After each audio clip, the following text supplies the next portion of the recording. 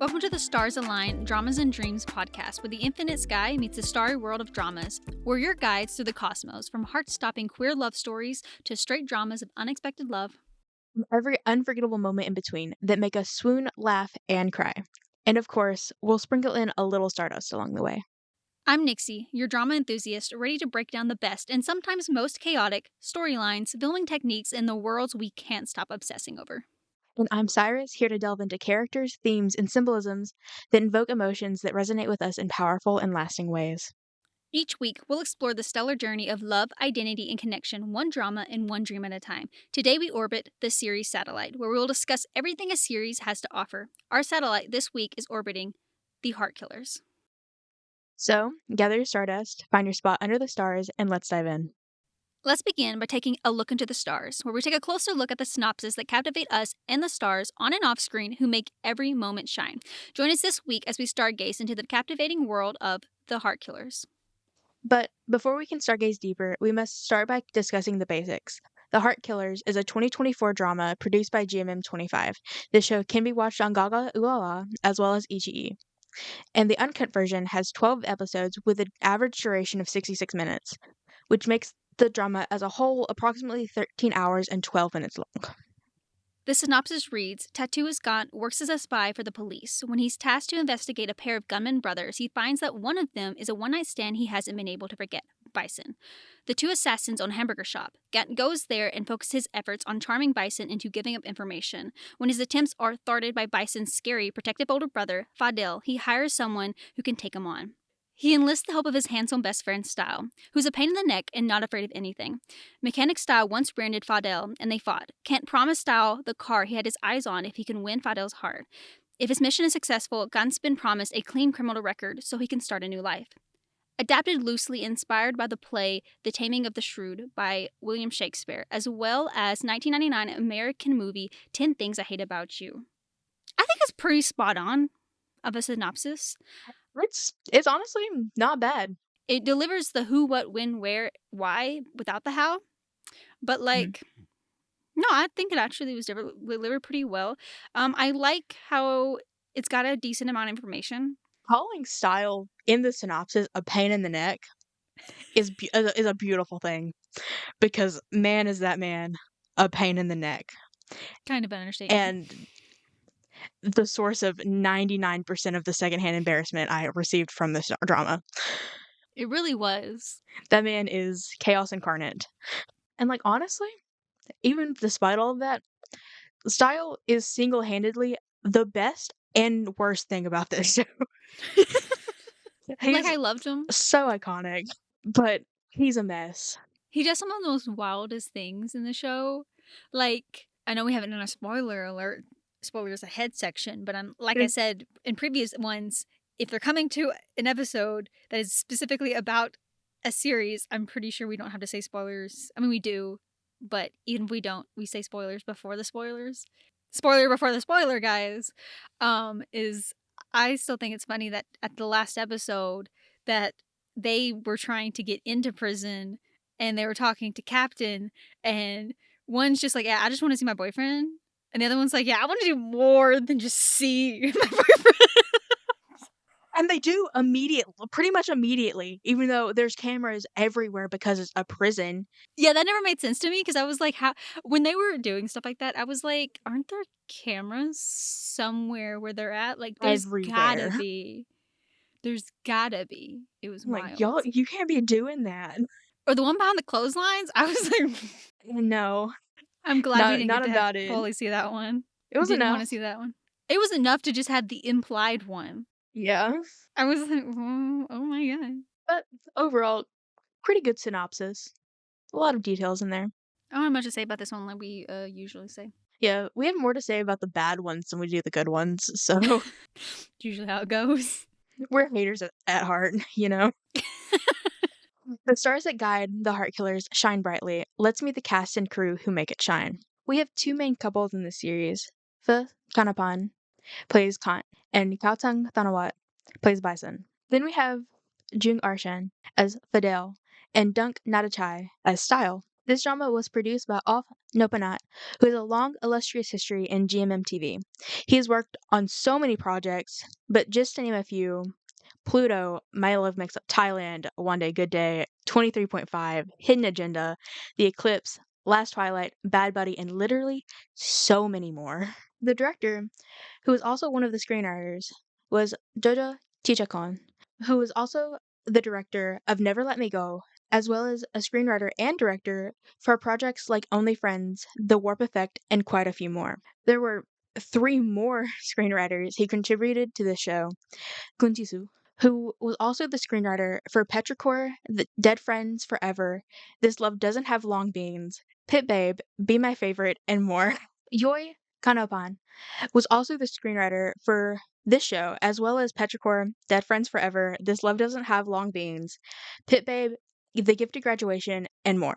The last screenwriter is Flo Irene, who has worked alongside the others working on Petrichor, This Love Doesn't Have Long Beans, and Pit Babe. And while there were a lot more talented people who worked on the show, we unfortunately do not have the time to talk about everyone, but we would like to further highlight some of our thoughts about the cast and crew. One thing that I would like to immediately add is, hilariously, on my drama list, William Shakespeare is created as the original creator of this show. And I know it's based on The Taming of the Shrew, but that was just so funny to me. I'm writing out all of the cast and crew for the segment right above this, and I just come across William Shakespeare, and I'm like, I know that's a thing, but that is so funny to me. I really want to say I like that. I love almost a lot of things that Off makes. Yes. Love his works. There were so many more that he's worked on so many of the best Jim MTV productions, in my opinion, because everyone has their own opinion about that. Yes. That's true. I'm not gonna lie. One of my favorite shows that he's directed, if I remember correctly, he was the director on it. It's not on the list that you put, but I really liked the show. Even though, okay, backpedaling just a little bit here, guys. It's an interesting show to mention because I don't think that it was popular, nor even people who watched it were that crazy about it. But there were aspects in the directing and the choices that were made to how scenes were filmed that I was obsessed with, and that was Cupid's Last Wish. Yes. I don't think that was popular, and I don't think a lot of people really liked it, especially because Mick's character was very hot-headed, and a lot of people really liked how he was. But I was obsessed, and to this day I'm still obsessed with how the switching happened and how he they were able to use objects and whatnot to switch the actors up. And I just love how that was done and how that was directed and how he got the actors to play each other, essentially. Yes. Playing the same character. And It was so good. I'm obsessed with how that was done. I'm not saying it was one of my favorite dramas that I've seen. Not really. But of the body swap genre, it Mhm. ranks pretty high. It was pretty good. It was pretty good. I will say, in terms of favorite OSTs, though, to this day, I'm still obsessed with the opening. I vibe so hard with the opening. It feels like a song combination between kind of little Thai country vibes, as well as Yeah. let's go down a street, not a street. Let's go on a long drive on a giant on road a trip cliff vibe. on a little cliff with an ocean view. That's just what I get when I listen to that song. I love that. Absolutely. That OST. It's so good. I'm sorry. We can move on. My next thing is, I have a honestly ever-growing list of perpetual side characters, actors who play side characters, that anytime they show up on my screen, no matter what the role they play, I get inexplicably so excited. And we have 2 of those in this series. Pepper and JJ. Mainly Pepper. I love that man. And they were a ship together, which was I wild. know. That was It's so crazy. good. I was obsessed with that. Wish we got more of them. I Yeah. would have loved to have seen what had happened. Because, like, the brothers didn't have a great bond with Pepper's Mm-mm. character, Yeah. with Keen. Keen. And so I kind of would have loved to have seen what had happened afterwards. The fallout after that Yes. fallout. But we didn't get that. We didn't. They just focused Like, heavily on the brothers, which makes I sense. But still. I again, spoilers before the spoilers. In, like, episode 12, I kept expecting Keen to show up at that, like, final confrontation, and he never did. And I'm like, Mm-mm. so we've just forgotten completely about Keen. Mm-hmm. Okay, cool. I'm He like, don't it exist. feels like that was, like, aspect of the story that was kinda left open, that we could have had, like, a at least a decent conclusion to, but, like, we just didn't. Unfortunately, yeah. I really wish we had gotten more, but we didn't. And, that's just how it is. Yeah, we can't change that now. I don't think we could have even if we wanted We to. have no We power. didn't. We have zero We have power in no that, power. Cyrus. Why would you say it like that? I don't know, I'm weird. I'm full of weird phrasing today. I'm in a mood. Well, let's keep that mood going. We've set the stage, and now it's time to delve deeper into the Heart Killers. Spoilers ahead and before, as we start with the story in the stars. Some stories are written in the stars, others are written by twist of fate. The Story in the Stars explores the plot in detail, diving into character arcs, dynamic climaxes, and the conflicts, both necessary and unnecessary, that shape the narrative. Wow. Um, there's so much we could go into. There's so much happening at this in this drama at any given time. There's so much. But, like, if we focus. May that be actual them being actual gunmen to smacking each other's butts. Butt grabs. There is a lot that go on in this series. And, it's two extremes that we are constantly swinging between at any given moment in this drama. And, like, sometimes the scene directly after scene is completely different vibes. There's something to be said about I adore Fidel and Style so much. I agree. I love their relationship. It's not at all what I had expected. Me either. I feel like it was Like, the opposite than what I expected for both relationships. I yeah. feel like they had flipped. I think that's because I made this comment earlier where I love the names Bison and Fadel. But to me, if you were to put something to those names, I feel like only one of them fit the person that they actually ended up with. Because, like, sort of. Because I feel like, or actually, I think Cyrus has something different to say about this.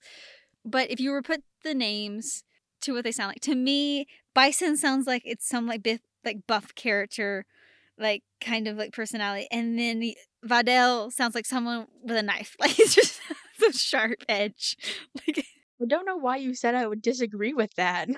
no, Like, I thought you would disagree because you said something earlier about how it's reversed, but to me, Fadel still fits the sharp edge personality wise. It's Bison. He's just an explosive, which I guess fits as a bull perspective yeah, in terms but, of, like, in a Bison being kind of easily angered and triggered kind of situation. this is kind of a weird thing to, like, be bringing into it, but, like, Mm-hmm. when the show, like, first was, like, released, like, not released, the trailer was released, I remember, like, watching the trailer specifically with you because it was, when you were up visiting for something, and a wild bag of reactions. Um, the And in trailer the wrong and location show. to be watching it Oh, absolutely. with my parents nearby. Yeah, a bad decision on our parts. It was bad choice. We've made worse. Yeah, latter half episodes of Ken Porsche on the family living room TV. Most stressful time of my life. With my parents literally outside. Just doing casual yard work, mere meters away. But this the show is wild. Like, even go, like, in the trailer, like, the immediate, like, realization that this is both a first Tongue and Jung-dunk drama Which was like, that news was wild. that was, and I think that's very interesting. I forgot. I want to mention this real quick. Is it's so cool that it was a Jungdunk and First Cow Tongue, because I feel like even though I think we hold them up equally, if we did have to pick, This is exactly where I was going.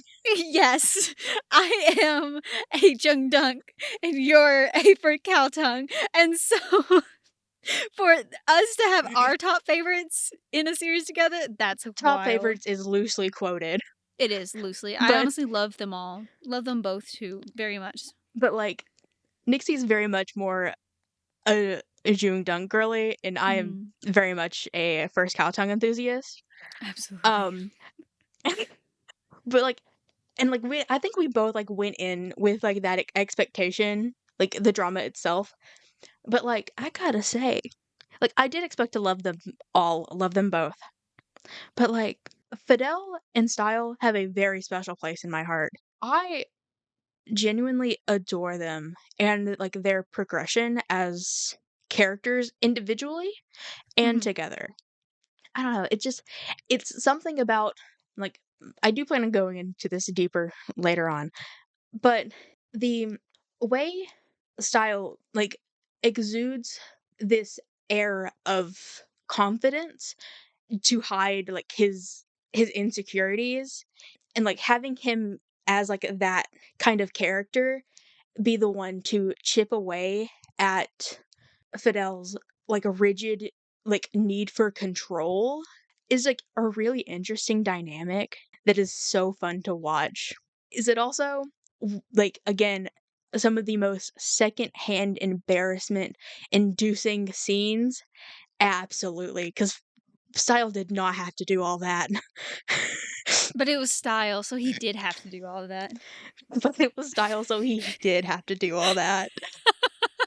On the topic of Fidel and Style, Mhm. I I think it was really interesting how, like, they were set up in the first couple of episodes, where, like, they in, like, the first couple episodes, like, they were set up almost like they were, like, aimed to be, like, a side couple, which was interesting, like, when we know from the trailer that Mhm. they were both mains. Mhm. And, like, it does even out as, like, we go along, But and, it like, was logically so focused on Khan mhm. and Bison in the beginning. I see. I know where you're coming from. Yes. And, like, logically, it does make sense because s Gaunt and Bison are the ones who kind of get the The ball story rolling. rolling, Mhm. but, like, it was strange in how, like, they, like, set it up, but, like, it was fine. That's just a little gripe of me. Why would that be a Oh, gripe? You love it's First and Countdown. just narratively, like, the narrative structure of it was a little off, But it but made it wasn't sense. off-putting. No, it wasn't off-putting. Not at all. It made perfect sense. Yeah. It was just something that, like, I noticed and wanted to say. Kind of would have loved to have had a little bit of some more tension between Fadel Yeah. and Style at the beginning after he rear-ended him. Yeah. I still to this day find how he rear-ended him super funny because like I Yeah. remember I thought it was funny. I was laughing when I first saw the scene because I thought it was funny how he got out of the vehicle, immediately checked his front vehicle of his vehicle as Faudel's getting out, and then proceeded to be like, "Oh my gosh, I'm so sorry. Are you okay?" Like he's like, "Let me check my car first. How badly It's damaged are we?" the level of priorities is my car, you, your car. It was it, and that was so hilarious. And I don't To know be why fair, I he thought that was was so funny. driving a Jeep. So, it Okay, should have been that was fine. another thing. That was another thing. That was the other reason why I was laughing watching the scene because I remember them hitting each other and then them pulling to get to the side to look at their vehicles, right? And my immediate thought was, what's your car do to this giant Jeep? Like, what did it even do? What'd you do to that giant thing? Because, like, nothing. That's what you did. Like, it would have done damage to you. There was a difference. Yeah. And I thought that was so funny because they make it like it was a big deal out of Yeah. the Jeep. And I was like, the Jeep didn't take damage. It's the car that should have taken damage. They are drastically different in size. Also, something that I did mean to mention, back in, like, when we were talking about the synopsis, is, like, it blew my mind because, like, the synopsis states, like, that Bison is a, like, one-night stand that Khan can't forget about. It was literally the night before he was given the mission, and I'm like, "Yeah, you didn't forget about him, it was last night." Like, you went from that room where all of that happened to the police station to get this Mhm. mission. What do you mean? Also, speaking of not their one night stand, but them in general, I want to know why we were heading in the direction for some weird reason, which honestly I don't mind because I like the representation, but it was still weird that it seemed like we were heading in the direction of discovering that Bison likes BDSM, Yeah. or I don't remember which acronym, like which part of BDSM specifically on top of my head. But then we never explored it. We never really explored it. We did Yeah. briefly when he was trying to sneak into the house, got him drunk, and the man literally ties him up and like burns out a little whip and then falls asleep. But we didn't explore it after that. Keep that in mind because that will come in handy for discussion later. Okay. I remember that. I'll remember that. Keep that in the front folder. Got it. I personally find actually, you know what? She is worthy enough to be brought up because when it comes to their mother, Fadel and Bison's quote unquote mother, Adoptive she, type yeah, mother. she was interesting in the sense of I would have loved a better grasp on her backstory. She, Yeah. at the same time, I'm not going to complain about it because I think it's also interesting because she was like traditional villain.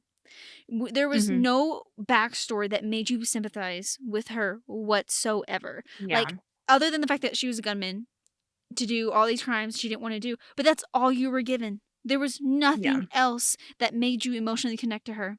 And so, in an actual sense, she kind of was just a traditional villain that has no substance to their actual Yeah. actions other than that.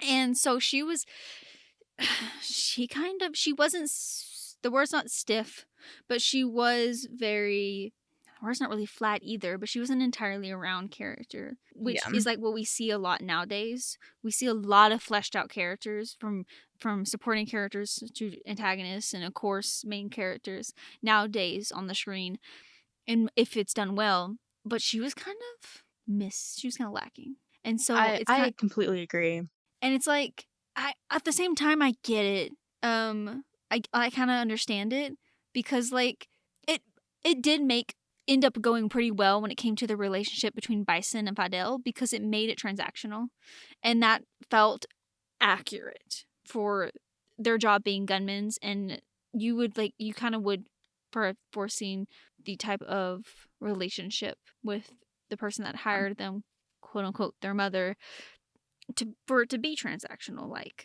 But at the same time it was kind of like she was an interesting character, but for the reason that she lacked as a character. Yeah.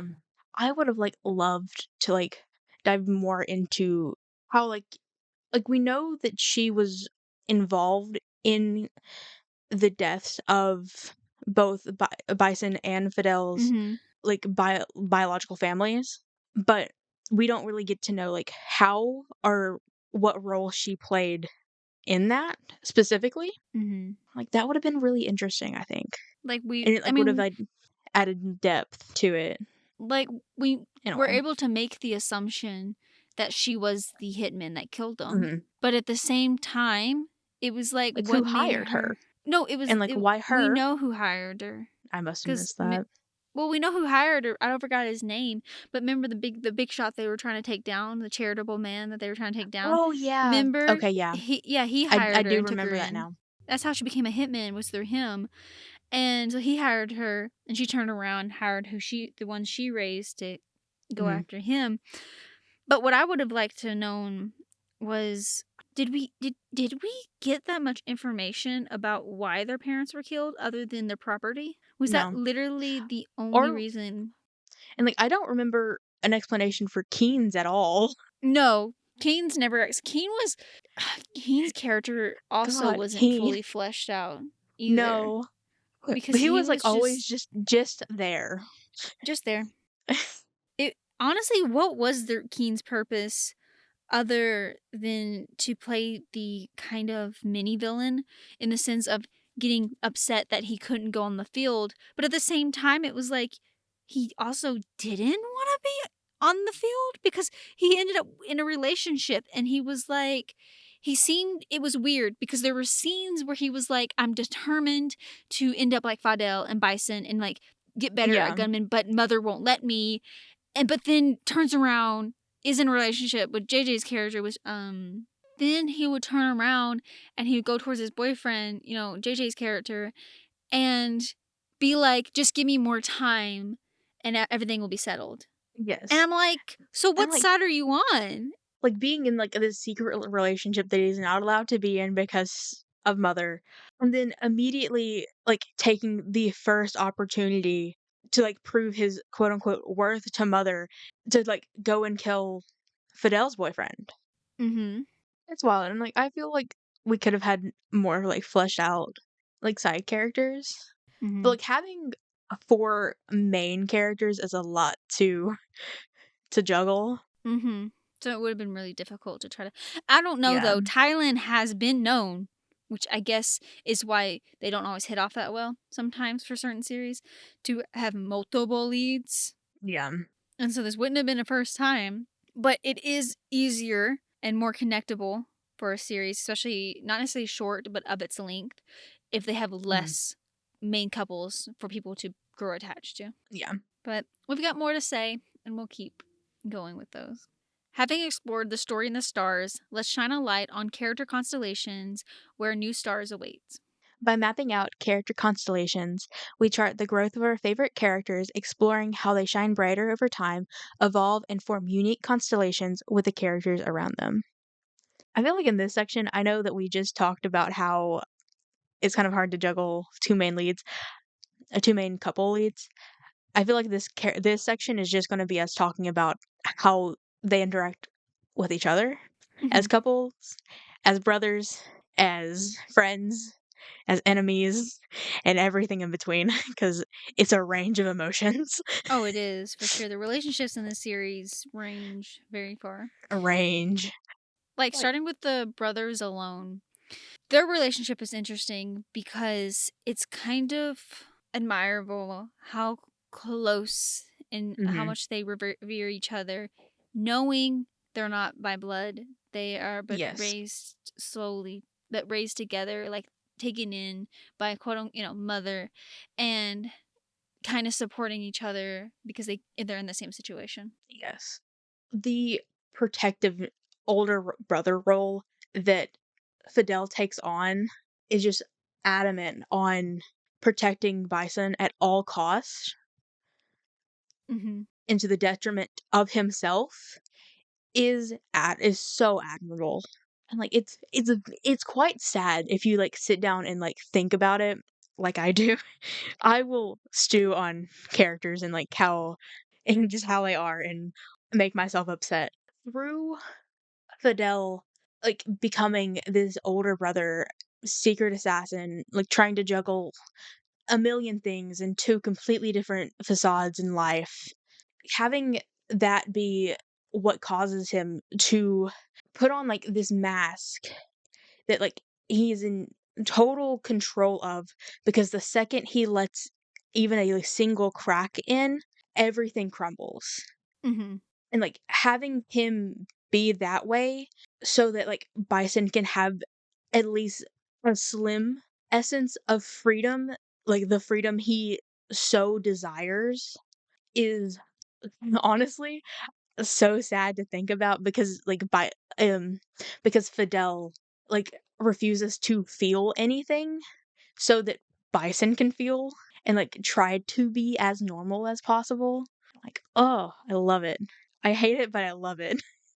I think it doesn't help that he 2 years prior to the taking of the beginning part of the Mm-hmm. story, he did have emotions, fell in love, and then in his mind thought that they up and left them, walked out of their Yeah. life, and then came to the conclusion he was the problem and was like, because of my career, that's what happened. They found out about it. So now I just need to isolate myself from everyone else. And the minute that Bison like has like these inklings of like kind of like treading the same path with Gaunt, he's immediately like suspicious of it, which rightfully so. Like Gaunt is there to at first put them away. But like at that point, like it was truly less about that, I feel, and more of the love has hurt me in the past. Mm-hmm. And like Bison's a lot more emotionally vulnerable than I ever really was, in my opinion, at least that's the vibe I got. So like having this relationship, if it ends badly because of what we do, because Bison already hates it, already wants to quit just for the sake of wanting freedom. If God walks away from it, the like relationship and Bison because of it, it's going to ruin Bison. Mm-hmm.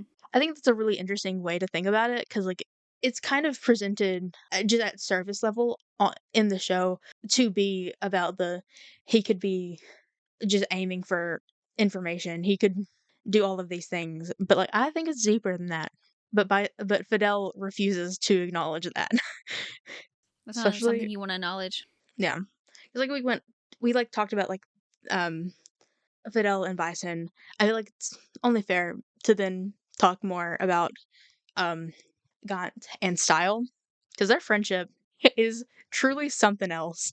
I love how they're there to nag each other and cuss each other out, but Yeah, they're like traditional best friends. When you think of them, yeah, they are, and they're out there because like the fact that it's kind of hilarious to think that like Gunn obviously loves Style, not yeah, romantic, clearly, platonically, obviously. Like he loves the man, can't stand him to a certain degree. yeah. But like when he was like talking to Bison, and Bison's like, "Look, you can't date me if you can't take out Fidel. Find someone to deal with him." And he's like, "Oh, I got someone crazy enough for that." And so it's funny to me because like I love how he knows he pushes not Fidel, sorry. He pushes Style in the direction of Fidel without telling Style that he was being pushed straight into a gun and does not know that. But he's like, he'll be fine. He's crazy enough to survive it. That was his mindset. He's like, you don't need to know that you're fixing to hit on a gunman because I Yeah. know you'll succeed, even though I don't want to get to the car that's in this bed. In my notes, as soon as Nixie started talking about it, I wrote this specifically in my notes. I have Kant internally. For us to be together, you're saying I've got to find your stoic ass, older adopted brother, a lover? And you say that lover would have to be crazy and bold? I know just the guy. Immediately. He's like, yeah, Oh. Style, he can do it. Yeah, and he did.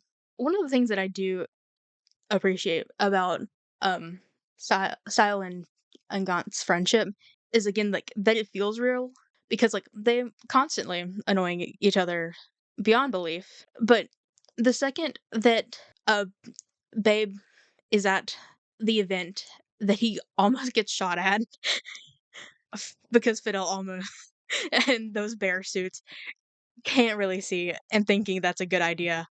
But like Babe being there and like almost like again almost getting shot immediately like Gaunt and Babe go like to Style because they know that like because like they're at his garage talking about like what just happened and like going there immediately because they're like we like Style is always there for us and like so like this is a place that we can go to kind of feel through emotions and work through all of what just went down. And I Mm-hmm. think that's really special, It you is. know? we now can kind of like zero in on like the romantic relationships. 'Cause like they were interesting. Most definitely. Gaunt and Bison. I was confused. I was a little I was confused confused. because Kant's growth was confusing Mhm. because his behavior towards Bison kind of fluctuated. Yeah. And I was kind of like, what is going on here? Like, to be honest, like, from him trying to like hit on him, whatnot, being all cute, to him trying not to be suspicious, to the point that he's like, let me try to let Bison explore the possibility that he's into BDSM. And I was like, that's cool. But it was also presented Even weirdly though in his tattoo Gaunt shop. was not into it No, at he all. was not. And I was so confused because I was like, you clearly don't look comfortable here. Why Yeah. are you pushing yourself into this? And I don't understand. Maybe that's why it doesn't get brought up later. Yeah. Maybe it was an uncomfortability. But yeah, I think like that is kind of like a big part of early or like Gaunt and Bison. And like they like do genuinely despite like Bison's extreme trust issues that only like he has like they're bad at the beginning. They get worse because, the whole betrayal of it all. And then like it slowly creeps back up because of like Gaunt's like consistency about like, yes, this is like where we started, but this is where we are now. And I think that really helps with their relationship through the latter half and towards the and to the end of the drama. And finally, we have Fidel and Style, which we've talked about before, but they're great. Their dynamic is so fun. Their masks are also really interesting, in my opinion, to talk about in comparison to each other. Fidel's mask is of like complete control.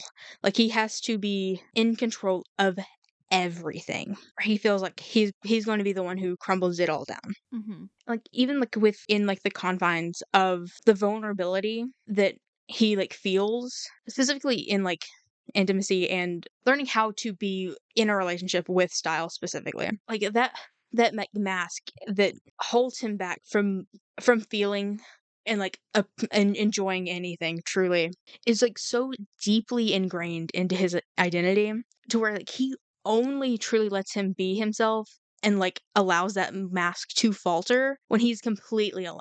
Like not even around just Bison or anything like that. He has to be completely alone before he allows himself to allow anything in. It's a fascinating dynamic when we go over to Style, whose mask is wild. Style's mask is masked as openness, a mask of confidence. Mm-hmm.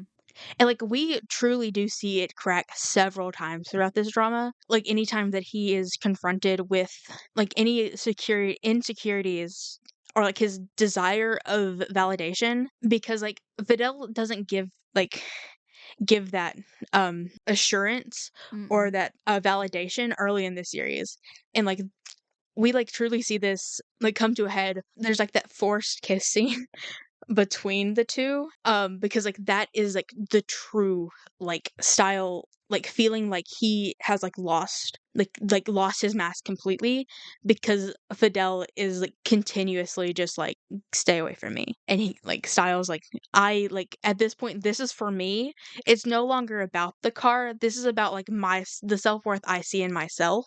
And it's really fun is the incorrect word there, to like see how like those two masks come together in these two characters and like slowly break each other down to build like this honestly beautiful dynamic between the two, because like Fidel truly gets to a point where he is starting to allow Style in and then immediately blocks him out and try because of them finding out that, oh, Gaunt is working for the police, therefore Style must be too, because Style is only here because he's friends with Gaunt, which is incorrect.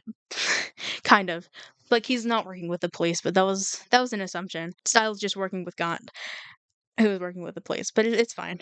But like he like has like builds up this trust with Style only for it to be completely broken in the mid-series to the point of, like, where he's, like is, like, actively trying to kill Style, but, like, at the same time not willing to kill Style. Hmm. And, like, while we're talking about it, why was Style so nonchalant about it? You say why. I actually think I enjoyed that he was nonchalant. I think he made it very bearable. Somehow, I actually enjoyed that he was so nonchalant about his about being forced to go places and like end up in situations. He's like, "Oh, you got a gun to my head? Cool. Do we get to make out too?" Like, Can we go, like, get me some clothes? Because like, I can't die if I'm not in a crop top. oh my Like, god. He actually basically made that comment. He's like, that if was I'm gonna pretty much it. die, I've gotta die in style. My name literally says that. Okay? I've got to.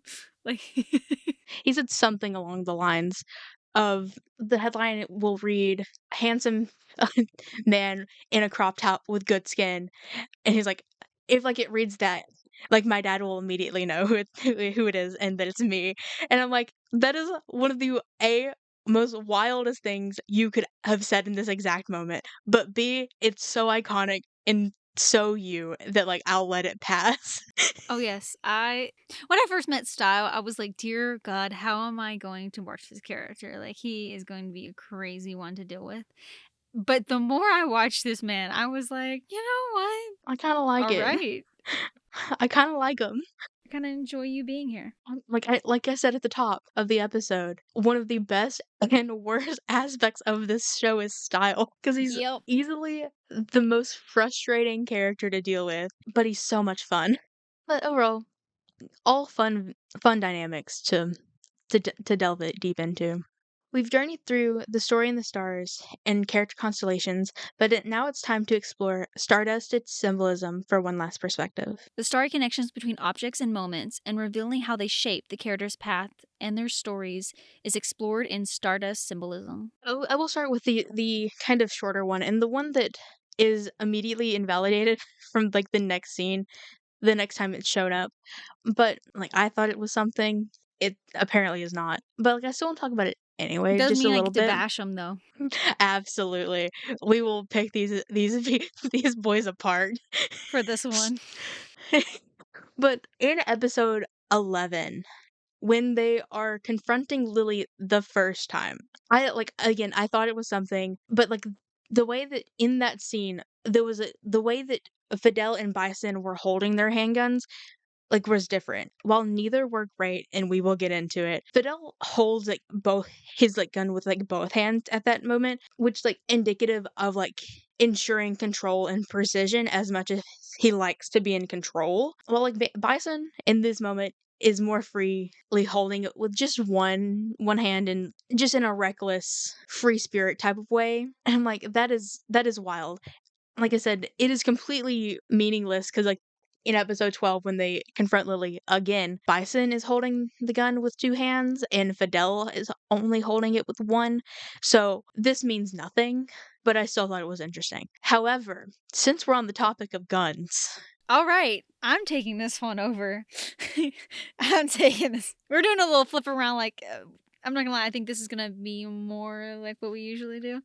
Only because, to be honest with you, the reason why I talk more and Cyrus doesn't is that's just actually our personalities down to yeah, it. This is why Cyrus is like, this feels weird for me to be talking more than you are. It's just because they had more passion about the specific topic and the specific series than I did, and so they got to talk more than I did. But this topic, this specific topic about the guns, I have a like, lot to say. we were both born and raised around guns in the South It is the South. We were absolutely raised around them. And so I was triggered very easily in the the season. entire time. I normally don't get triggered watching gun scenes and stuff like that because it's like, I don't know, I don't think too hard about it. But for some reason, this series triggered their ability to hold and shoot guns. Like, yes, I'll give them the benefit of the doubt. It's Thailand. They don't necessarily do guns. But No. you are supposed to be trained Trained. professionals to hold a gun. And I want to state, raised around guns, we're raised in the sense of only for hunting purposes. Clearly. Yeah. Clearly. And so I'm going to state to you A rules little of bit for gunning. entertainment in, like, Entertainment. shooting cans at the campsite. Like BB guns. But, Think like, those. yeah, BB guns Or and a pellet guns. one of my favorite guns to use was it a 22 or a 20? Mhm. It was a 22 because it's powerful aimed at a squirrel and stuff like that. Yeah. One, never aiming at a person. That's like the absolutely number one rule. Anyone who owns a gun and properly knows like a hunt and stuff like that and they use guns, never ever point it at a person. So like unless they're an idiot and they want to shoot BB guns at you. Like, I've been shot in the stomach with a BB gun. Does not feel very nice at all. Yeah. The amount of times I've been either shot directly or had ricochet from BB guns, pellets, and all that. Honestly, not a fun time, but, like, a fun childhood, that is. But bouncing off your thing about ricochet is, so like, as a number one rule, never point it at a person because you never know when a gun is loaded. Even when you think it's empty, it could be in the what is that, the pit? In the chamber. Yeah, in the chamber, ready to go off, and you don't know it because once it is in the chamber, there are some guns, it's not easy to get it out of the chamber. Yeah. So you don't know if one's in there, even when you've emptied out the magazine. Like, you don't absolutely know. So number one rule, clearly never point it out. Number two rule is to point it either at always when you're not aiming at the target is the ground or the sky, because ideally if it shoots, if you're aimed at the sky, ideally it shoots away because it's not, even though gravity, usually you're not holding the gun directly up anyway. That would be kind of dumb because you throw it, maybe if it's a long, like a rifle, you have it thrown over your shoulder aimed towards the sky. So usually it's aimed across, like almost like a, what is that, a 45, like, or 90, a 45 to a 90 degree. I know it's a 45. Yeah. Sorry. Yeah. A 45 from aiming up, like directly up, parallel to you. So it is not aiming straight. So even if it goes off, it's not going to hit you. And more likely, if you're in a field not aimed at anywhere, no one else is probably behind you. Like, the trajectory of the bullet with, like, the wind resistance, it's going to slow down tremendously if it's aimed at the sky. The other method is the ground, because ideally you're usually on dirt and it would absorb the shock from a gun going off and the bullet hitting the ground.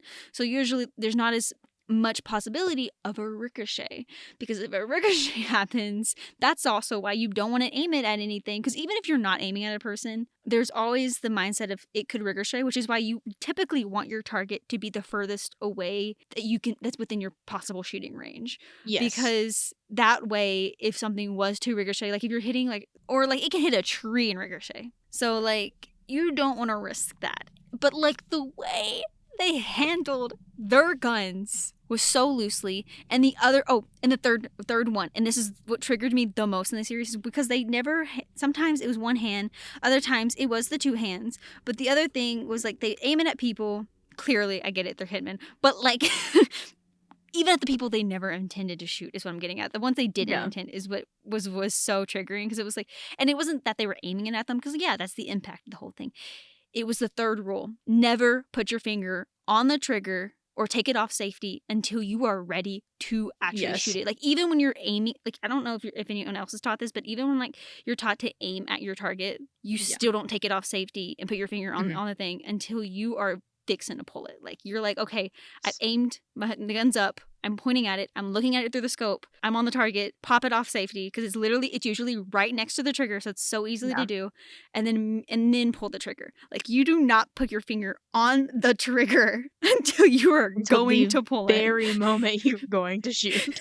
Because some of them, yes, they take force, like pistols. They take a little bit more force to be pulled because they don't want them to be triggered easily. But other ones, like shotguns and stuff like that, they can be triggered easily. Like, and almost any gun can also be triggered, like, just by simply falling and hitting the ground. That is a actual scary like thought, is that you can drop a gun and it can go off. So you, not always, not typically, but it's still a possibility. But there's a possibility, and that's what you don't want. So watching them get mad and point a gun at one, like maybe their lover, like for example, like Fadel to Style, or like Bison, so many times. or bison even more so too. God, Yeah, because bison's their a loose cannon. fingers, I get triggered. I freaked out every time their fingers Yeah. would come close and be right on the trigger, because I'm like, you're this close. Like, if this was real, I'm I like, know it's not, and yeah. I'm I was like, picking at if it these too weren't prop more. guns. If these weren't props, you'd kill them right now. I know we're overthinking it. I know we're overthinking it as Southern people. But like this was as ingrained in Southerners. us since we were since we were children. And it's kind of like, Yeah. I don't like guns either. Like, I'll use them. And ironically, I come from a family that hunts, but I've never killed an animal Same. before. I've never Yeah, killed an me animal. either. I don't know. I was also raised in a family. It wasn't necessarily a necessity, and especially not for me, a necessity to kill any animal. Like, my dad and my brother both have deer mounts in the living room. I know that sounds, and duck mounts. So they've Yeah. actually have trophies as well, I guess you could say. But even though that's the case, I still come from a family that I have so much memory of being in the deer stand and having a dad that wouldn't just like, oh, see a deer, shoot it. No, we would just sit there and sometimes just observe him. I remember sometimes seeing him. He literally will sit there and just, if he sees a deer, usually he waits for bucks more than does, right? Yeah. That's what your target usually is. Even sometimes when he would see a buck, he would literally be like, do I really want to take it out, or do I want to keep waiting? And a lot of times he missed a lot because we would just sit and observe them when they come by. He also sometimes wouldn't even load the gun until he was sure. Like, he would load. I would literally have like literal memories of this man, a deer pulling up, and it'd be one he actually did want to shoot, and that's when he decides to quietly load the gun. Like, he wasn't even prepared. I was like, the man, like even though I come from a family that it's like, he wouldn't even load the gun, and he would always unload it before ever getting out of the stand. I mean, he'd have a knife on him, and he'd sometimes have a pistol that was always had a magazine ready to pop in, but in case something else came up on us. Because, like, that's still a possibility when you're leaving the deer stand and, like, going back, especially if you're leaving at dark, coming in at dark and at dark. So there's always a possibility of something else. But in most cases, that was still kept in a holster, so like that was fine. And with the everything else would remain in like a safety mode. Like, he was like, top priority is safety. Like, I remember multiple times I've been yelled at just even coming into the direction of him, like, not even intentionally, like, you know, like, you're like looking at trying to aim at a target and you just subconsciously move the gun with you towards the person you're talking to, not at them, just towards them. And my dad just like, no and immediately yell at me and be like, put the gun, like, either point, he's like, immediately point it down or start or like actually shoot the target, like, don't you dare do that. He's like, that better be and on this safety. is why we're so passionate about it. It's like, so passionate. This is so deeply ingrained in us. It's so deeply ingrained. Like, I never want to actually use a gun for an actual, like, kill anything reasons.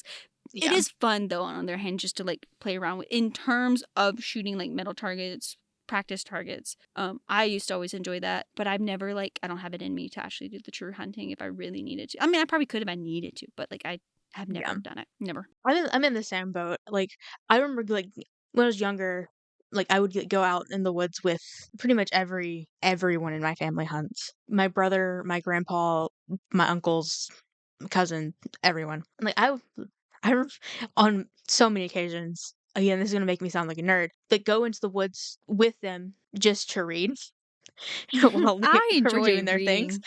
reading. A good reading out in a deer stand or a duck blind is so good. Oh, It it's just so hits good. different.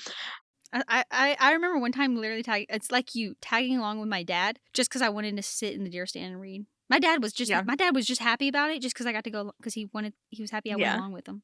He was happy for my company, and I was happy for his company. But at the same time, I was like, let me read. Yeah. I came here for reading, not the deer. But, like, never, will likely never shoot an animal. I'm back on topic. Around, like, episode, like, 4 or 5, I, like, started feeling like I was, like, missing something, like, about, like, the show, and, like, I was like, "What am I, like, not getting?" Like, there's something. And when I feel like that, I will turn to resorting to kind of, like, going onto YouTube, watching, like, video analysis or like video essays. And like there was one that I watched that I will link in the YouTube description. I will remember that. And like I watched it and like everything like started to like make sense about it. And like that's I think that is why I have so much to say about this show, is because like early on I was just like, what am I not getting? Why is this making me feel like I'm not getting it? This video was made really great points about how specifically the sex scenes, the NC scenes Mm-hmm. in episodes 1 through 3 were like glaring symbolisms for capitalism. And like the entire show, I'm just like, yes, uh-huh. And like I don't want to like make every like point that they made in their video. Like I said, I will link it. I highly recommend you go watching it because it's really interesting. I will point out like one thing specifically from that is like they made a point about how the Heartburger itself like isn't just like a setting, it's a character, and like that it is like a symbolism for globalization with its like traditional like American diner look.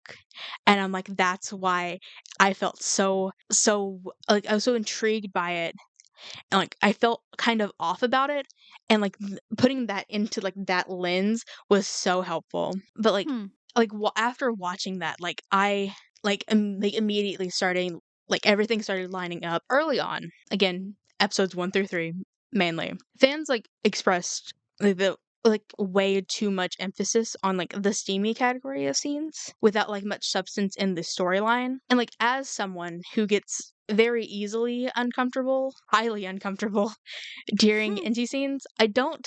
Oh, like there, if you like actually pay attention to the NC scenes, they mean so much to the story. They like the like heartless, like manipulative, like almost transactional setup to these scenes is like what I think makes a lot of viewers like uncomfortable, which it is supposed to make you feel uncomfortable. Yeah. It does add a lot to it if you like step back and like think about like why they were included. Ultimately it comments on power and identity in like really interesting ways. I feel like it also provides a really interesting outlook on how society views intimacy as almost a requirement in relationships. It really shouldn't be. It shouldn't be. Unfortunately, it is like a societal norm for like fulfilling relationships, which is why Kant, and to a lesser degree, but still, Style, use it to build up the facade of trust and connection with Bison and Fidel.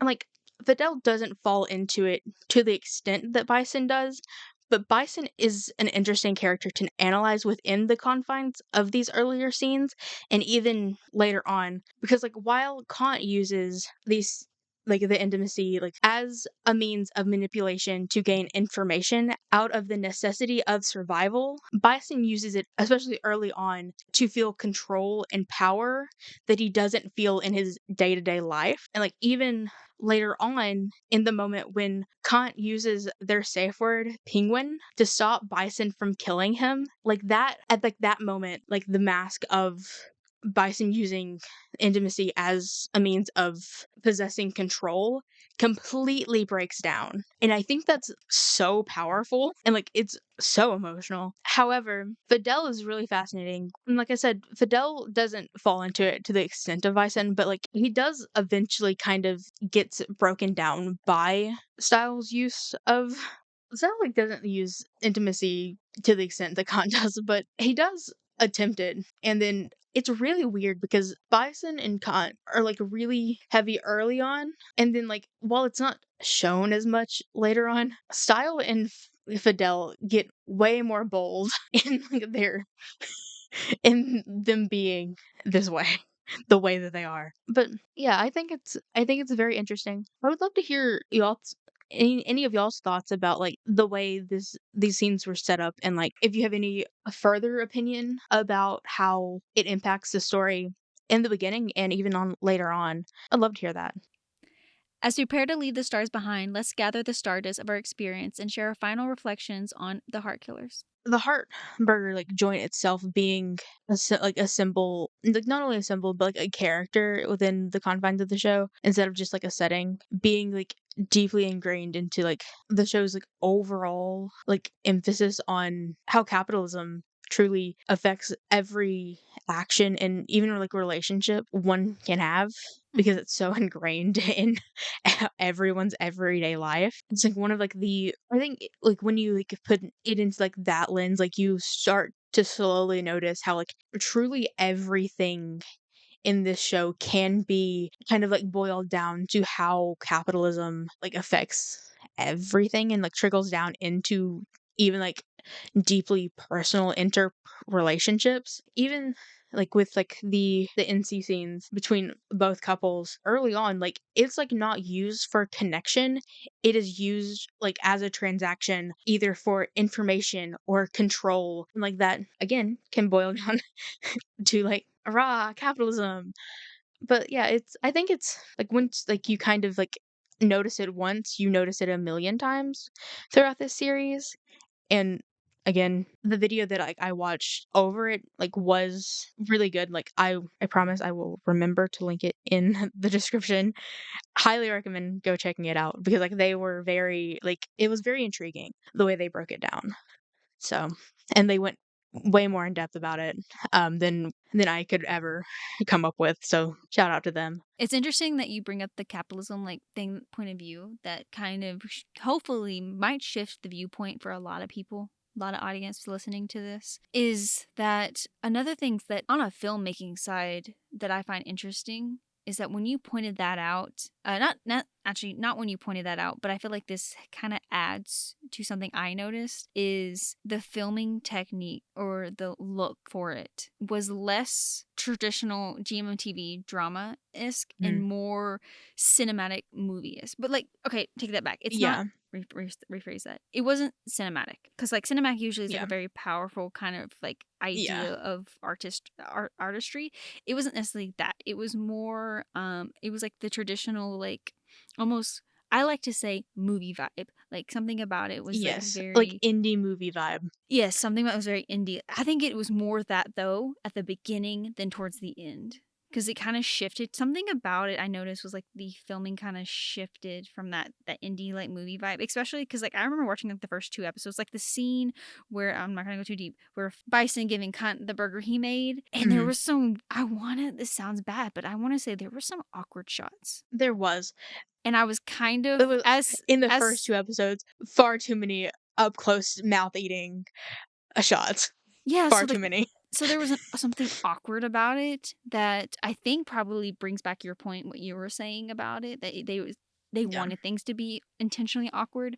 Because as a film person with a degree and like having learned that every shot and angle is ideally is supposed to have a purpose behind it. So Yeah. having seen that how awkward it was, I was kind of like, what is going on? This feels like, especially having the type of directors and the producers and all that we had that are so experienced Mhm. to Like it do was something. on purpose.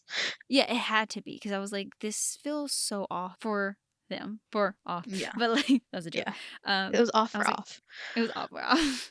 So like it was kind of weird, and so that's something I just wanted to bring up in the wrap up, since there really wasn't a technique or cinematography section that we had broken down Yeah. into. For my wrap up, I just wanted to point out that there was like something interesting done with the how they filmed it. Yeah.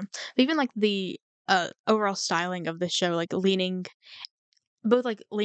color wise, Mm-hmm. like scene wise, and even like sound wise with the OST, like leaning retro, Mm-hmm. something I was very into, but also like highly symbolic of everything that is going on. But yeah, it is it is a really interesting show. I obviously have a lot of thoughts about it. But like wrapping up the series, what Cyrus said, yeah, it's a very intriguing show to watch, especially if you really deep dive into like some of like the hidden meanings behind it. Thank you for joining us for this episode of Stars Align Dramas and Dreams podcast, where we meet amongst the stars that illuminate the love stories that light up our universe and connect us all. If you've enjoyed this episode, don't forget to like, follow, and subscribe, and share your stardust and thoughts with us. We'd love to hear your comments, favorite moments, or suggestions for what we should explore next. You can connect with us in the comments or through our socials, as well as our email that are linked in the description. Let's keep the conversation going under the stars. Until next time, keep dreaming, keep listening, and remember, love always shines brightest in the cosmos. Bye. Bye.